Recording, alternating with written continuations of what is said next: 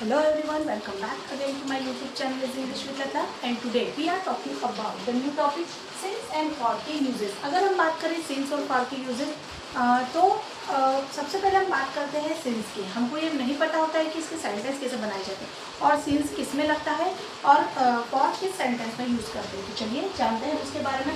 सबसे पहले अगर हम बात करते हैं since की, जैसे किसी शुरुआती समय के लिए मतलब स्टार्टिंग पॉइंट के लिए हम किसका यूज़ करते हैं सिंस का।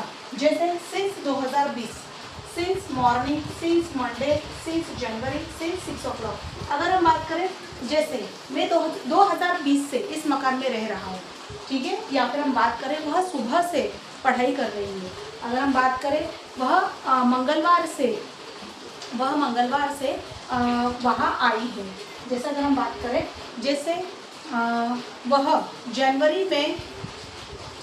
जनवरी से पुस्तक पढ़ रही है। अगर हम बात करें 6 o'clock, जैसे तुम 6 बजे से काम कर रहे हैं। तो इस तरह के हम सारे सेंटेंस इसमें बनाते हैं, इसमें यूज़ करते हैं सिंस का। जैसे 2020, 2010 इस तरह की किसी भी ईयर्स को इंडिकेट करने के लिए हम सिंस का यूज़ करते हैं। जैसे मंडे, ट्यूसडे, वेडनेसडे, थर्सडे, इसके लिए भी हम किसका यूज़ करते हैं सिंस का।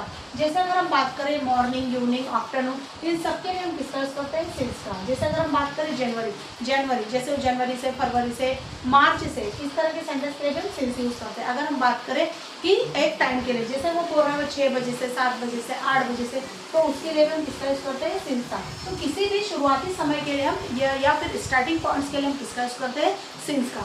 अगर हम बात करें फॉर की, किसी समय की अवधि के लिए मतलब एक टाइम ड्यूरेशन के लिए, अगर हम बात करें किसी समय की अवधि के लिए मतलब ड्यूरेशन के लिए हम किसका यूज़ करते हैं फॉर का। जैसे मैं 2 घंटे से पढ़ रहा हूँ, या फिर हम बात करें जैसे वो 5 दिनों से लिख रहा है। जैसे अगर हम बात करें तुम 3 महीने से जॉब कर रहे हो। अगर हम बात करें वो 10 साल से यहाँ रह रहा है। अगर हम बात करें फॉर लॉन्ग टाइम, वह लंबे समय से पुस्तक लिख रहा है।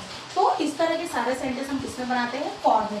तो सिंस और फॉर के यूजेस आपको समझ में आ गए होंगे इन दोनों ड्यूरेशन में। जैसे हम बात करें सिंस की और फॉर की, सिंस का यूज़ किसी शुरुआती समय के लिए और फॉर का यूज़ किसी समय की अवधि के लिए हम उसका यूज़ करते हैं।